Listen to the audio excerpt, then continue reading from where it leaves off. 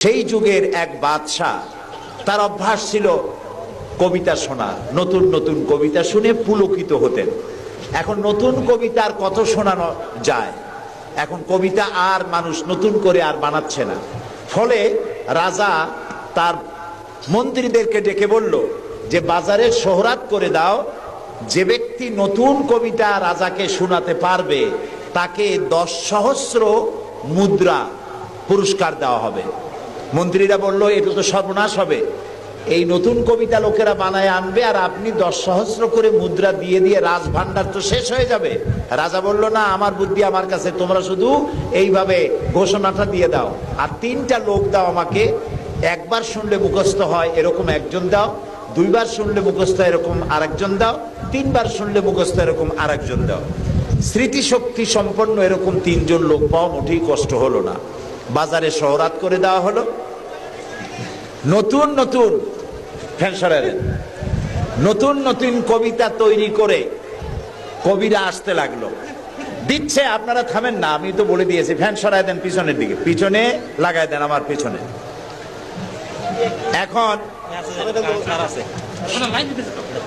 এখন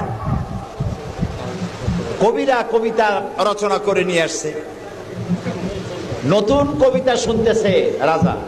কবিতা শুনে শখ মিটাইয়া রাজা বলছে এটা কি একটা নতুন কবিতা হলো কবি, এটা তো আমি জানি।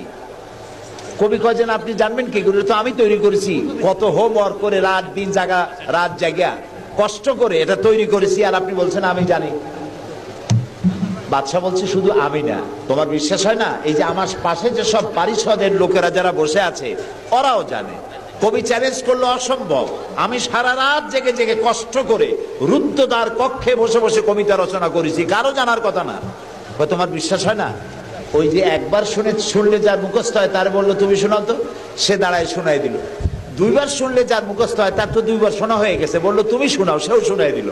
3বার শুনলে যার মুখস্থ হয় তার তো 3বার শোনা হয়েছে, বললো তুমি শোনাও তো, সেও শোনাই দিল। কবি বেচারা বেকুব হয়ে হেঁটে গেল। এরকম কবিদের কাছ থেকে নতুন নতুন কবিতা শুনে শখ মেটাতে মেটাতে এক চালাক কবি অবস্থাটা বুঝে ফেলেছে। সে বুঝে এক কবিতা তৈরি করে এনেছে, এনে বলছে জাহাপানা আমি এক কবিতা এনেছি। বললো না যে নতুন কবিতা এনেছি, কবিতা এনেছে। বাদশা বলল শোনাও। কবি কবিতা শোনালেন। তার কবিতার অর্থ ছিল এরকম যে হে রাজা, আপনার পিতা আর আমার পিতার সাথে ছিল গভীর বন্ধুত্ব।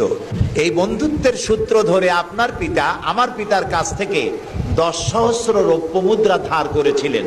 চুক্তিপত্রে লেখা ছিল আপনার পিতা আর আমার পিতা মরে যাওয়ার পর আপনি আপনার পিতার উত্তরাধিকার সূত্রে আমার পিতার কাছে দেনা হিসাবে 10 সহস্র রৌপ্য মুদ্রা আমাকে পরিশোধ করবেন। বাদশা শুনিয়া চিন্তা করলো সর্বনাশ, আমি যদি বলি যেটা আমি জানি আর সাথের লোকেরাও জানে তাহলে তো সাক্ষী প্রমাণ হয়ে গেল, তাহলে তো 10 সহস্র মুদ্রা না রৌপ্য মুদ্রা দেওয়া লাগবে, কি সাংঘাতিক কথা। রাজা তখন বলল কবি এতদিনে নতুন একটা কবিতা তুমি আমারে শোনালে, যা আমিও জানি না আমার লোকেরাও জানে না। আমি এই গল্পটি আপনাদেরকে শোনালাম এজন্যে যে সেই যুগের লোকেরা যতটা পাগল, আহাম্মক, বেকুব আমরা মনে করি, এরকম বেকুব ছিল না, আহাম্মক ছিল না। তাদের শৌর্য ছিল, তারা স্বাধীন চেতা ছিল, বীরত্বগাথা ছিল তাদের। তারা কারোর অধীনতা স্বীকার করতো না, বুদ্ধি ছিল, প্রজ্ঞা ছিল, মেধা ছিল, সব ছিল। শুধু একটি জিনিসের অভাবে তারা চুরি করত, ডাকাতি করত, জেনা করত, ব্যভিচার করত, হত্যা করত, এগুলিকে কোনো অপরাধ মনে করত না। সেই জিনিসটির নাম ছিল ওহির জ্ঞান। সেই জিনিসটির নাম ছিল কি? আল্লাহ রাব্বুল আলামিন সেই যুগে এই মানুষগুলির পরিবর্তনের জন্য, গোটা বিশ্বে শান্তি আনার জন্য, পৃথিবী যখন ধ্বংসের দ্বার প্রান্তে দাঁড়িয়েছে, রহমত ছাড়া পৃথিবীকে আর রক্ষা করা যাবে না, তখন আল্লাহ তাআলা রাসূলকে রহমত হিসাবে পাঠালেন। আল্লাহ তাআলা বলছেন ওয়ামা আরসালনাকা ইল্লা রাহমাতাল লিল আলামিন।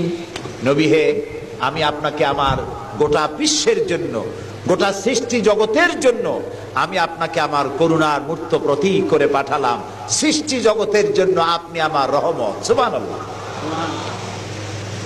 বর্তমান যে মাসটা চলছে, এই মাসটির নাম আরবি মাস মাহে রবিউল আউয়াল। এই মাসেই আল্লাহ তাআলা পাঠিয়েছিলেন বিশ্বনবী মুহাম্মদুর রাসূলুল্লাহ সাল্লাল্লাহু আলাইহি ওয়াসাল্লামকে পৃথিবীর মানবতার কল্যাণের জন্য। তাকে এই পৃথিবীতে আল্লাহ তাআলা পাঠিয়েছিলেন।